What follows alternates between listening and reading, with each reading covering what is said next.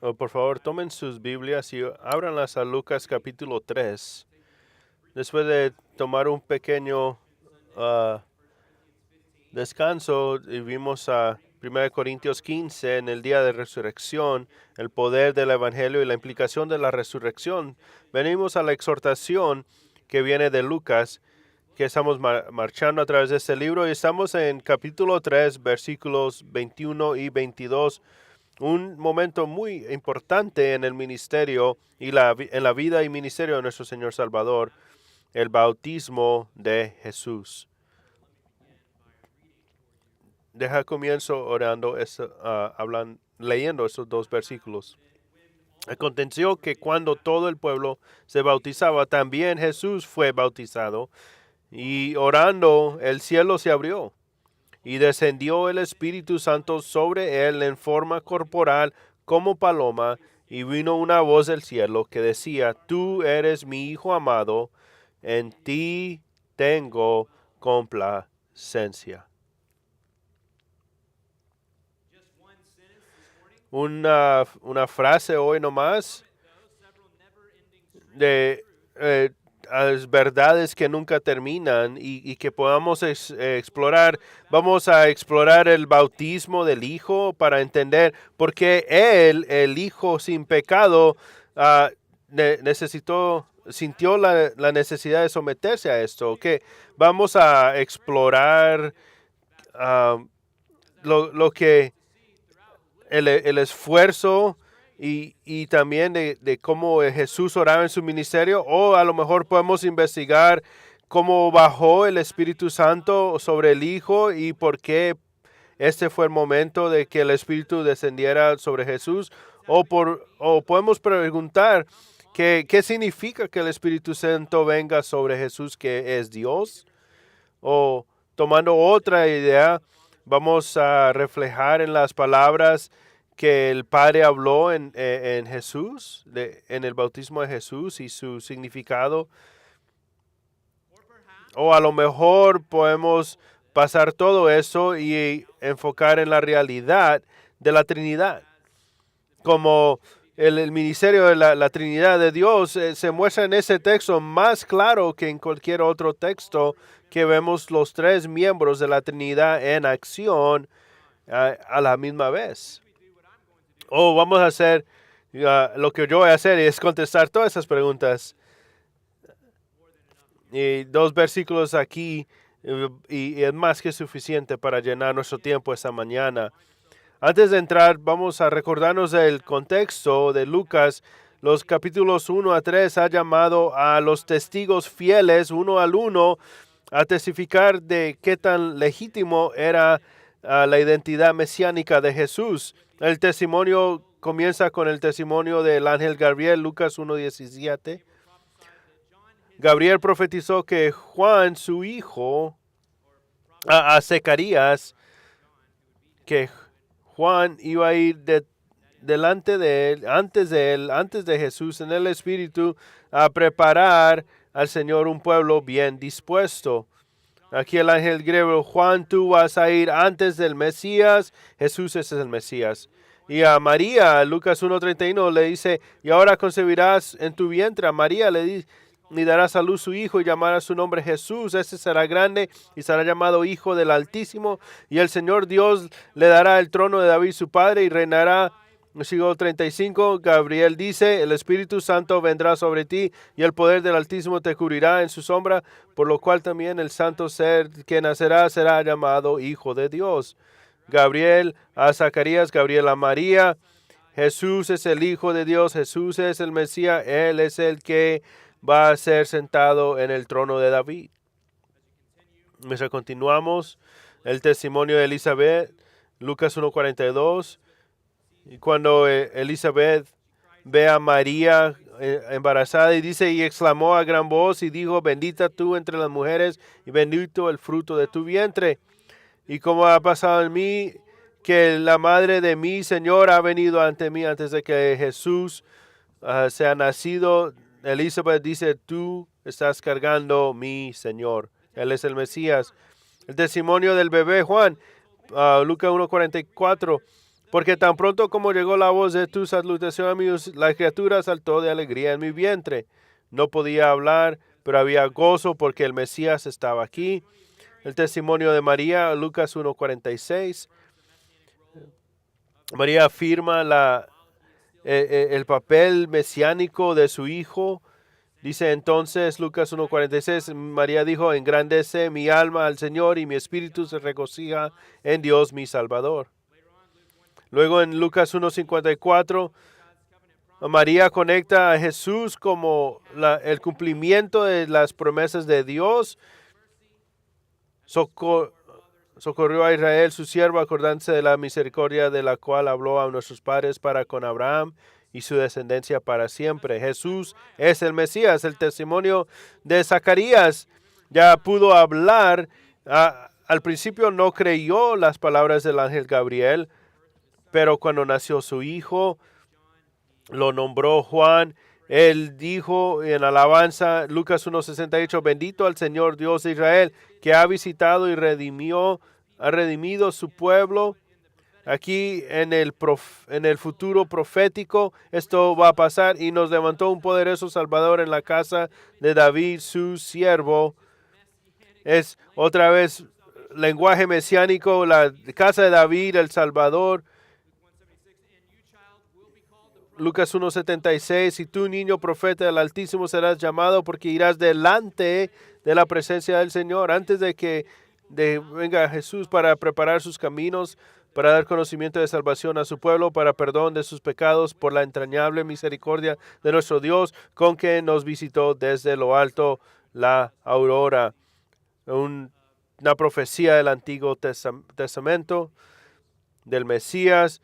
El testimonio de los ángeles, Lucas 2:11, que os ha nacido hoy en la ciudad de David, en un Salvador que es Cristo el Señor, diciéndole a los pastores, el testimonio de los pastores, Lucas 2:15, el testimonio de Simeón, en Lucas 2:28, en sus brazos tomó y dijo, Señor, despides a tu siervo en paz conforme a tu palabra. ¿Por qué? Porque han visto mis ojos tu salvación. ¿Qué estaba mirando? Estaba mirando al Señor Jesús, al bebé Jesús, la cual has preparado en presencia de todos los pueblos, luz de revelación a los gentiles y gloria de tu pueblo Israel.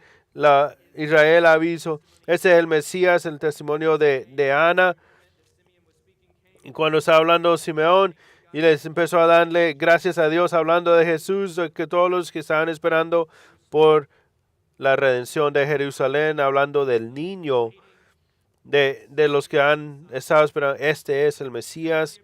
El testimonio de Jesús como niño. Y no lo podían encontrar, y por fin lo encontraron. Y Jesús dice en Lucas 2:40, ¿por qué no me buscáis? ¿No sabéis que en los negocios de mi Padre me es necesario estar? En el templo estoy, en la casa de mi Padre. Yo soy el Hijo de Dios, yo soy el Mesías. Y claro, el testimonio de Juan el Bautista. En Lucas 3:16, respondió Juan, ya la verdad, pero viene uno más poderoso que yo, de quien no soy digno de desatar la correa de su alcalzo. Él los bautizará en el Espíritu Santo y fuego. Y este es el lenguaje hablado de Dios. Y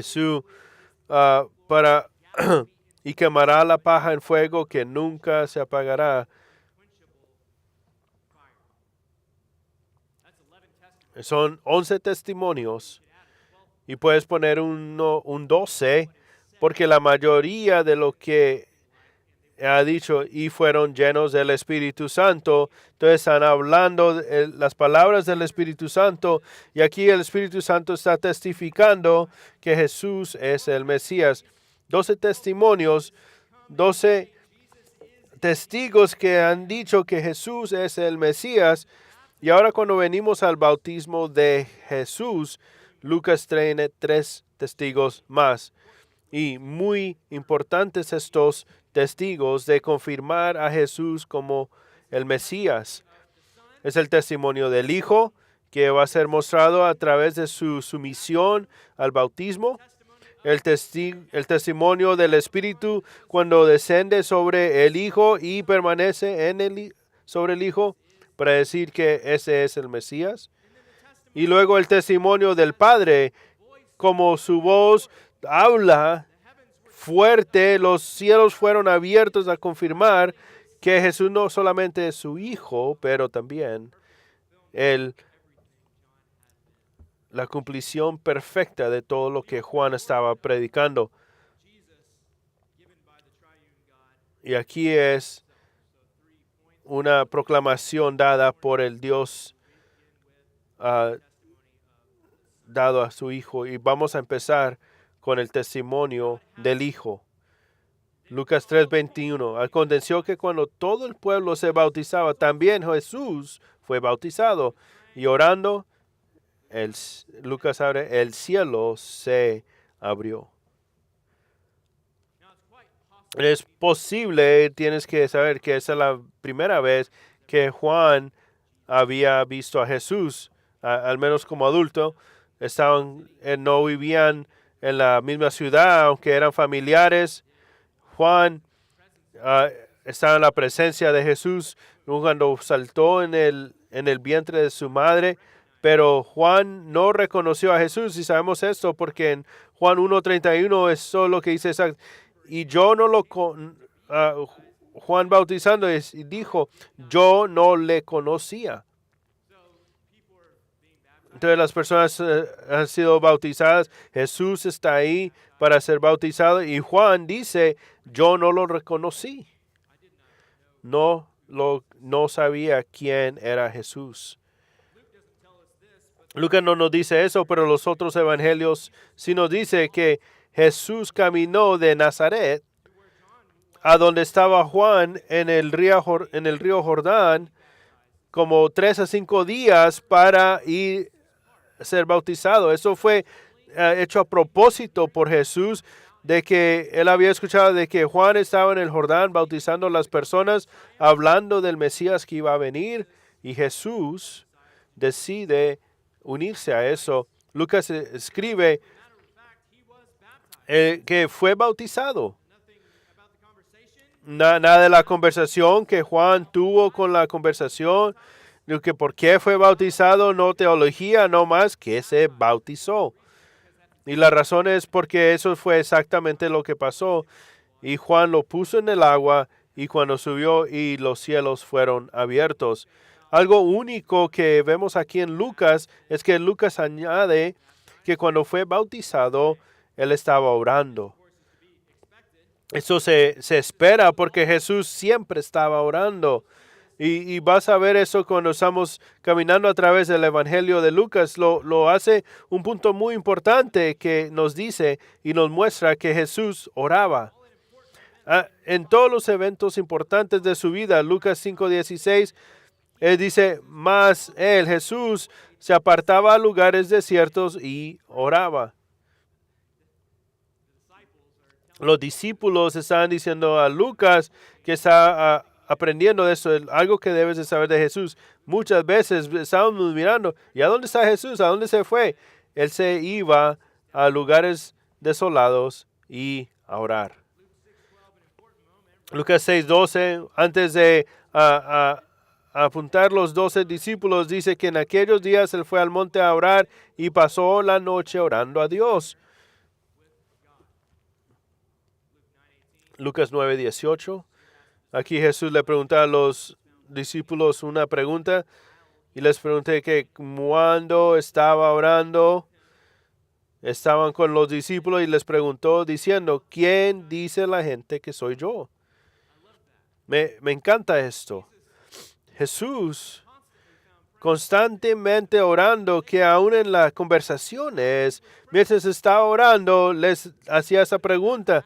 Y lo que va a hacer siempre está comunicándose con el Padre. ¿Quién dice la gente que soy yo? La transfiguración, Lucas 9:28, aconteció como 8 días después de estas palabras que tomó a Pedro, Juan y a Jacobo y subió al monte a orar. Y entre tanto que oraba, la apariencia de su rostro se hizo otra y su vestido blanco y resplandeciente. Lucas 11:1, aconteció que estaba Jesús orando en un lugar y cuando terminó, uno de sus discípulos le dijo, Señor, enséñanos a orar, como también Juan enseñó. ¿Y por qué? Preguntaron. Porque lo escuchaban y lo veían orando. Lucas 22:31.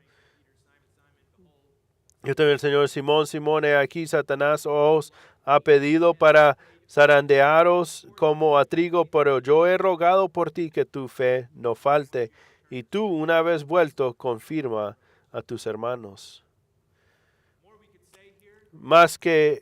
Mucho más que podemos decir. Jesús orando en el jardín, en la cruz. Jesús constantemente estaba en la oración. Y aquí en su bautismo no es sorpresa que estamos encontrando a Jesús cuando se ha bautizado, que es un momento muy importante que encontrar a Jesús orando. No es sorprendente. Jesús tenía una comunión perfecta con su Padre, pero así hay una sorpresa aquí. Aunque estamos esperando que Jesús ore, no necesariamente, no es obvio esperando que Jesús sea bautizado. Va en contra, parece, del contexto un poquito. Las multitudes vienen a Juan confesando sus pecados, sometiéndose al bautismo como señal de la necesidad de su limpieza. Lucas 3:3 dice, es un bautismo de arrepentimiento para perdón de pecados. Entonces eso se confunde un poquito. ¿Por qué Jesús, que no tenía pecado, nada para confesar, perfecta comunión con el Padre, por qué Jesús está poniendo en línea con los pecadores y someterse al bautismo de Juan? ¿Cómo vamos a entender esto? Una pregunta y lo puedes tirar. Jesús no era libre del pecado. Él tenía que arrepentirse.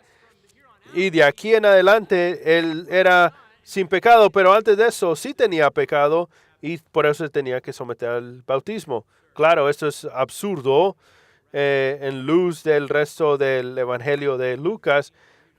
Hebreos 4:15, porque no tenemos un sumo sacerdote que no puede padecerse de nuestras debilidades, sino uno que fue tentado en todo según nuestra semejanza, pero sin pecado. Primera de Pedro 2:22, el cual no hizo pecado ni se halló engaño en su boca. Hebreos 7:26, porque tal sumo sacerdote nos convenía, santo, inocente, sin mancha, apartado de los pecadores y hecho más sublime de los cielos. Jesús no tenía pecado. Él fue libre de pecado toda su vida. No tenía que confesar, no tenía que arrepentirse. Eso no era lo que estaba pasando en su bautismo. Otros dicen que a lo mejor que se bautizó es para dar un ejemplo para nosotros. Sabemos que Jesús da ejemplo. Pedro habla de eso, que tenemos que seguir el ejemplo del Hijo. También Jesús nos manda a ir a todos lugares y a ser discípulos, bautizándonos y enseñándoles. A lo mejor es el primer ejemplo que Jesús nos da y tenemos que seguir este ejemplo. Pero que aunque es cierto, todas de esas dos cosas, pero yo creo que hay más de eso que está pasando aquí, un poquito más difícil de discernir en Lucas, pero vamos a Juan, al Evangelio de Juan capítulo 1, y cada evangelio habla del bautismo de Jesús y nos da un poquito más de información cada uno. Juan 1:31. Aquí Juan está hablando del bautismo y dice, y yo no le conocía, hablando de Jesús, mas para que fuese manifestado a Israel, por esto vine yo bautizando con agua. También dio Juan testimonio diciendo, vi al Espíritu que descendía del cielo como paloma y permaneció sobre él. Un detalle añadido por Juan. Y yo no lo conocía, pero el que me envió a bautizar con agua, aquel me dijo, sobre quien veas descender el Espíritu y que permanece sobre él, ese es el que bautiza con el Espíritu Santo. Y yo lo vi y he dado testimonio de que este es el Hijo de Dios. ¿Por qué se bautizó Jesús? Una de las razones es para identificarse a él como Juan, y para identificarse al pueblo que yo soy el Mesías. ¿Y cuál era la identificación? Que el Espíritu Santo bajaba y permanecía sobre él. Este es el Mesías. No lo reconocí, pero cuando el Espíritu descendió sobre él, lo reconocí. El bautismo de Jesús entonces lo hace claro quién era. Y si entiendes el ministerio de Juan, eso se hace más claro y más enfoque, porque todo su ministerio era para que pudieran darse cuenta de que venía el Mesías, no solamente arrepentirse y hablando de su necesidad para perdón, pero ¿por qué estaba haciendo eso? Porque el Mesías venía, él estaba cerca, yo vengo antes de él. Entonces, mientras se bautizaban, no era una confesión de que eran pecadores, pero también estaban diciendo, yo creo su mensaje. Él viene. Yo creo esto. Yo lo quiero. Las aguas, no solamente una identificación de que tenían que arrepentir y ser perdonados. Ellos están diciendo que yo creo su mensaje. Entonces, cuando venía Jesús, ¿qué está haciendo? Juan, yo también digo que tu mensaje es verdadero, pero yo soy el cumplimiento de lo que estás diciendo. Todo esto toma lugar. No solamente creo lo que estás enseñando, pero yo soy el que tú has estado enseñando. Jesús vino a bautizarse para confirmar el mensaje de Juan, para identificarse a Juan y al pueblo. Por eso vine. Esa es una razón. Otra razón es, voltea a Mateo capítulo 3 y muchas cosas están pasando en este bautismo, tan importantes y tan importantes para nuestra salvación. Mateo 3:13 nos da una cuenta más llena. Entonces dice, entonces Jesús vino de Galilea a Juan al Jordán para ser bautizado por él. Mas Juan se le oponía diciendo, yo necesito ser bautizado por ti, ¿y tú vienes a mí? Pero Jesús le respondió, deja ahora, porque así conviene que cumplamos toda justicia. Entonces lo dejó. Y Jesús, después de que fue bautizado, subió luego al del agua, y aquí los cielos le fueron abiertos, y vio al Espíritu de Dios que descendía como paloma y venía sobre él, y hubo una voz de los cielos que decía, este es mi Hijo amado en quien tengo complacencia. ¿Por qué? Porque era bueno para él y Juan cumplir toda justicia. Eso fue un hecho de obediencia al Padre. Eso fue la voluntad del Padre para Juan y su hijo, y los dos se sometieron a eso. Es un camino de perfección que está delante de él. ¿Por qué esto es importante? Porque es importante que Jesús cumpliera toda esta justicia. Y se enfatiza mucho que el Jesús tiene que pagar la deuda de nuestros pecados. Él tiene que satisfacer la ira de Dios. Y esto es verdad, pero tienes que tener algo más para ser salvo. Es tener la justicia imputada sobre nosotros de Jesús. La justicia que se es dada a ti no es una justicia inventada, no es una justicia de que alguien agarra y lo pone sobre. Esta es la justicia de el Hijo que Él llenó y cumplió. Entonces Lucas nos está diciendo, esto es parte de ello. Esto es necesario para llenar toda justicia, cumplir toda justicia, para que tú puedas ser salvo. Tú sabes, 1 Juan 3:5, que Él fue manifestado a tomar los pecados, y en Él no hay pecado. Según Corintios 5:41, se hizo pecado para el que no tenía pecado, para hacernos la justicia, justos delante de Dios. Él es representante como el primer Adán. Para aquellos que se identifican con el primero, viene la culpa y muerte, pero los que se identifican con el segundo Adán es una justicia perfecta y una vida eterna. Jesús murió por nosotros y Jesús también vivió por nosotros. Él cumplió toda justicia. Y esa es la segunda razón. Ese es un hecho de obediencia hacia la voluntad del Padre que era absolutamente necesario para salvarnos. Y yendo un poquito más abajo, algo más que quiero que veas, y que estaba en la mente de Jesús mientras se bautizaba. ¿Cómo entendía él esto? Para voltear a Marcos 3,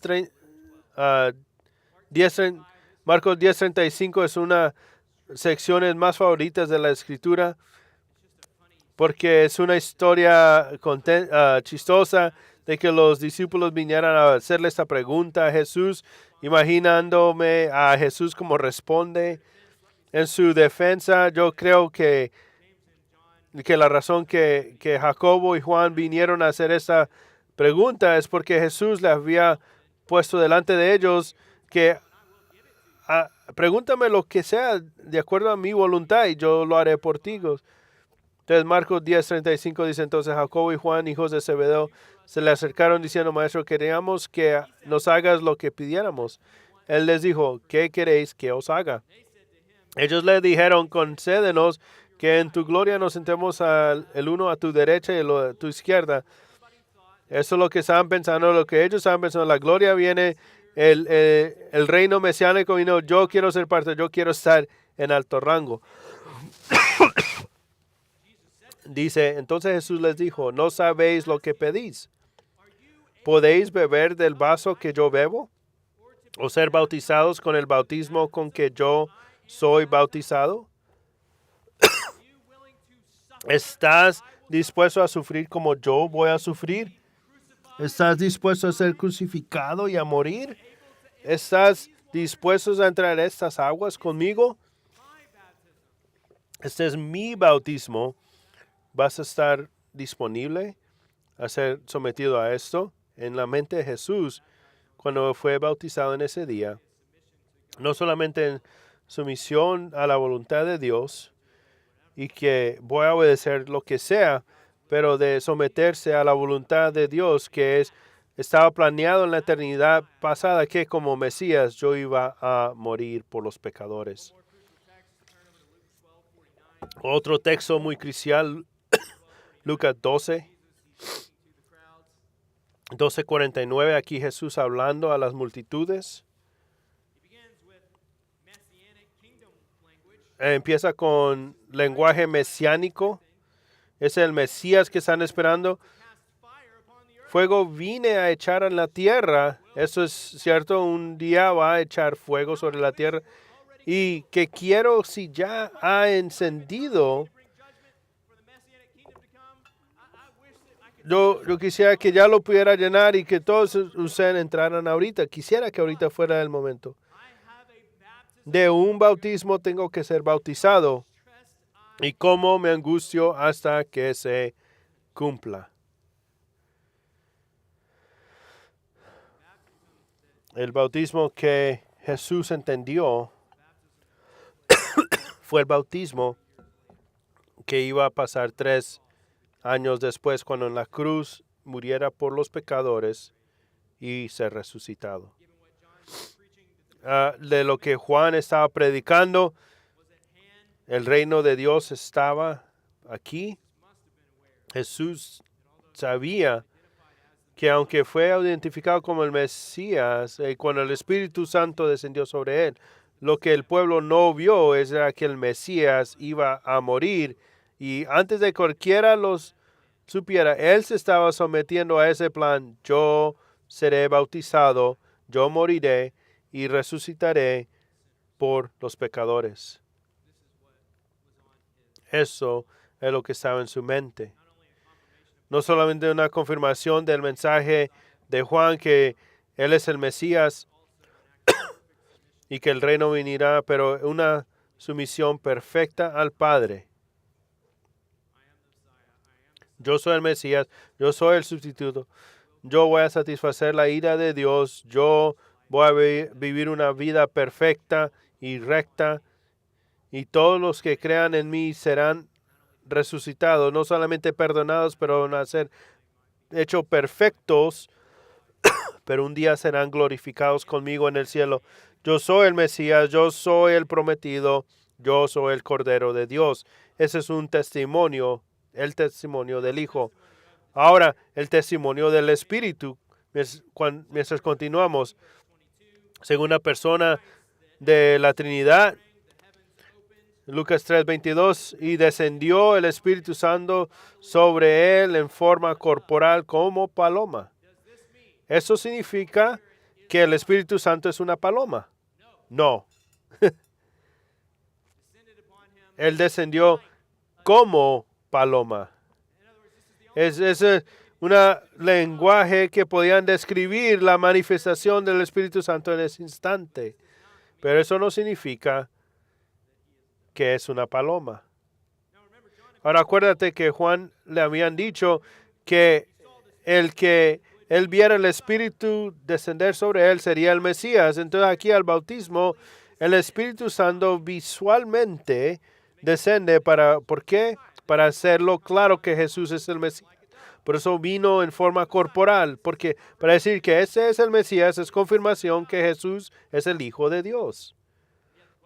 Pero la pregunta es, ¿qué necesaria significa que el Espíritu Santo venga sobre Jesús? Jesús es Dios, es el Hijo de Dios, una comunión perfecta con Dios Padre, Dios Espíritu Santo.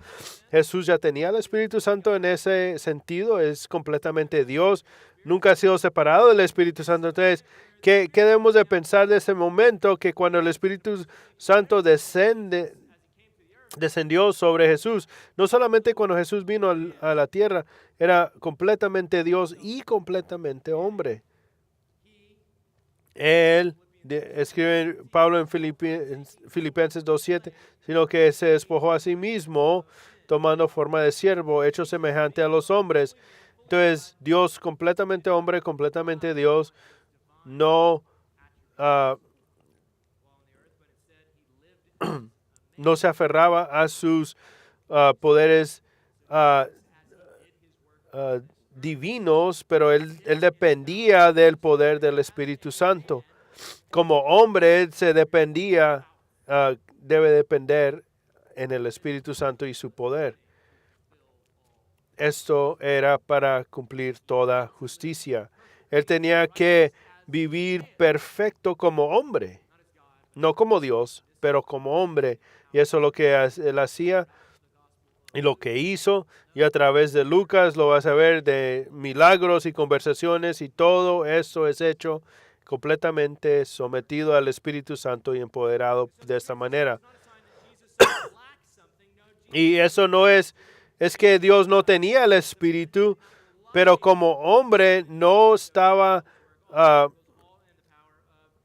viviendo su vida dependiendo de su divinidad, pero del Espíritu, del poder del Espíritu Santo. Y eso es confirmación. El Espíritu se vino sobre Jesús. Y es una indicación de Juan y a todos que Él era el Mesías, el Hijo de Dios.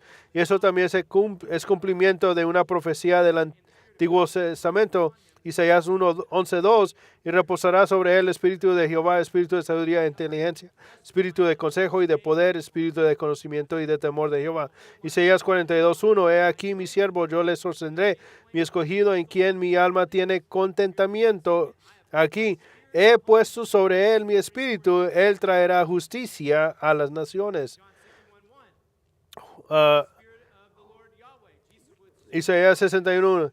El Espíritu de Jehová, el Señor está sobre mí, porque me ungió Jehová, me ha enviado a predicar las buenas nuevas. Este momento no se podía ser fabricado por Jesús o por Juan. Este momento es una confirmación divina del Espíritu Santo mismo de que este es el Mesías. ¿Descansó el Espíritu sobre él? Sí. ¿Te acuerdas los fariseos? Oh, ya sabemos cómo estás haciendo estos milagros del poder de Beelzebub. Y Jesús dice esto. Eso es un pecado que no se puede perdonar. Has blasfemado al Espíritu Santo porque todos esos milagros fueron a través del poder del Espíritu Santo. Confirmación directa del Espíritu Santo de las profecías del Antiguo Testamento que Jesús es el Mesías ungido. Un tercer testimonio, el testimonio del Padre. Jesús siendo bautizado, orando, el Espíritu Santo desciende y una voz sale del cielo. Tú eres mi Hijo amado, en ti tengo complacencia. Imagínate la escena, todo es normal, todos están confesando, siendo bautizados, todo está normal, el cielo normal y todo. Y tú escuchas, este hombre se ve como todos, va Juan, mientras es bautizado, los cielos se abren. Espera, güey, ¿qué está esperando? ¿Qué está pasando? El Espíritu Santo baja en forma corporal y la voz de Dios se truena delante de ellos. Los cielos se abren. No sé de ti, pero yo estoy pensando, este es el final. Ya, aquí termino. Los cielos se abren y una voz truena delante de ellos. El Antiguo Testamento dice que cuando los cielos se abren, ¿sabe lo que pasa? Revelación de Dios. Entonces aquí hay revelación de Dios a nosotros, a todos los que estaban ahí. ¿Y cuál es la revelación? Tú eres mi Hijo, en ti tengo complacencia. Tú eres un buen maestro, no eres un buen profeta. Tú eres mi Hijo amado. Tú eres Dios. El Padre, claro, había visto los primeros 30 años de Jesús. No, es un misterio para nosotros, no hay mucho escrito sobre eso, que los primeros 30 años de la vida de Jesús eran perfectos. El Padre estaba complacido con cada segundo de esos años. No hay un segundo momento o pensamiento o obra que no le gustó al Padre. Era algo perfecto, una justicia perfecta. El Padre testifica de esto también. Tú eres mi Hijo amado. Como mencionamos, aquí vienen dos frases del Antiguo Testamento. Y está bien que el Padre se hable de sí mismo. Salmo 2:7, yo publicaré el decreto. Jehová me ha dicho, mi hijo eres tú. Yo te engendré hoy. Ese es un salmo mesiánico de la instalación del Hijo. ¿Y cómo se ve eso en Lucas 3:22? Tú eres mi Hijo. Eso es lenguaje mesiánico. El Padre está diciendo esto al pueblo. Este es mi Hijo. Le debes tu alianza absoluta. ¿Y cuál es la aplicación de ese Salmo 2:12? Honrar al Hijo para que no se enoje y perezcáis en el camino, pues se inflama de pronto su ira. Bienaventurados todos los que en Él confían. Y esa es una imagen a todos que lo veían. Cómo se ve de tomar refugio en Él, se toma refugio en su muerte. De ser puestos en la muerte y resurrección de Jesucristo, ahí pasando, sucediendo delante de ellos. Y también una vez, otro Antiguo Testamento dice, Isaías 42:1, he aquí mi siervo, yo le sostendré, mi escogido, el Mesías, en quien mi alma tiene contentamiento. Las palabras del Padre aquí otra vez confirmación de Juan y a todos otros de que Jesús era el escogido sin pecado. Y antes de hacer la transición a la Santa Cena, un pensamiento. Este es mi Hijo amado, en quien en ti tengo complacencia. Si tú estás en Cristo, tú has sido puesto entre la muerte de Jesús, enterrado con Él y resucitado en una vida nueva, pero la justicia de Cristo está puesta sobre ti. Y así como el Padre habla al Hijo, en ti tengo complacencia. Y cuando tú eres puesto en Jesús, Él te está diciendo, en ti tengo complacencia. ¿Por qué? Porque estás escondido en el Hijo. Has buscado refugio en el Hijo. Todo esto es una imagen que se ve en el bautismo de Jesús. Él es el Mesías. No hay salvación fuera de Él. La salvación viene de identificarse con Jesús, siendo puestos en su muerte, enterramiento y resurrección. Él ha pagado por sus pecados y al ponerse en Cristo. Eso es lo que el bautismo, de ponerse en las aguas. No hemos estado en las aguas, pero estamos siendo puestos en Cristo. Vas a ser resucitado una vida nueva y el Padre va a decir, en ti tengo complacencia, porque has sido puesto en Jesús.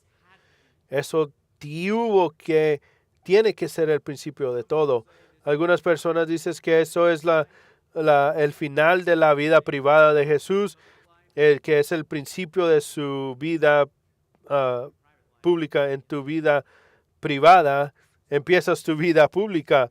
Entonces, en el principio, el ministerio de Jesús, una confirmación divina de quién era, a qué vino a ser, y entre el Hijo, el Padre y el Espíritu Santo. A prepararnos para la Santa Cena, porque la Santa Cena es exactamente de lo que hemos cubierto ahorita. Es el sacrificio, hablando del sacrificio de Jesús. Y quiero recordarte que no traes nada a esta mesa. Cristo hizo toda la obra y cuando recibas los elementos, tú te acuerdas que la gracia de Dios es dada a ti, no se trabaja por ella. Segunda, quiero que no estás aquí solo, estás rodeado por otros hermanos y hermanas en Cristo. La Santa Cena es para la iglesia y mientras tomas y tú estás tomando de una manera digna y que se ve que estás unido con el pueblo de Dios, a los estás amando de la misma manera que que el Señor ama. Si hay necesidad de reconciliación de alguna manera, por favor, ve y sé reconciliado con tu hermano. Si necesitas ayuda con eso, te animo, así como Pablo dice a los filipenses, busca a otro hermano o hermana que te puedan ayudar. Eso es lo que desea el Hijo. Eso es lo que se ve en la mesa. Y no más, tercero, no es solamente un recordatorio de el sufrimiento físico de Cristo, pero también que Cristo ha satisfecho todo a través de su sufrimiento y satisfeció la ira de Dios. Vamos a tomarlo todo eso, gente, mientras esperas. Por favor, ora. Ve delante del Padre. Ora a Él. Dale gracias. Recuérdate de esas verdades que y algunos que necesitan gluten free. Está ahí al centro de un color diferente.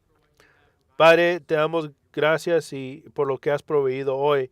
Cada semana venimos al Evangelio de Lucas, a donde hemos estado en tu palabra y estamos sido alimentados porque lo has llenado de verdad y que es necesario para nuestras vidas. Tenemos que recordarnos la justicia activa de Jesús. Él se sometió a sí mismo a tu voluntad en su muerte, en su enterramiento y su resurrección. Antes y aún años antes de que sucediera, Señor, queremos ser como Él y amarlo más.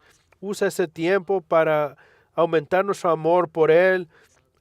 Ayuda a aumentar nuestro amor por nuestro hermano. Y oramos, por favor, continúa haciendo la obra que has comenzado. Oramos en el nombre de tu Hijo. Amén.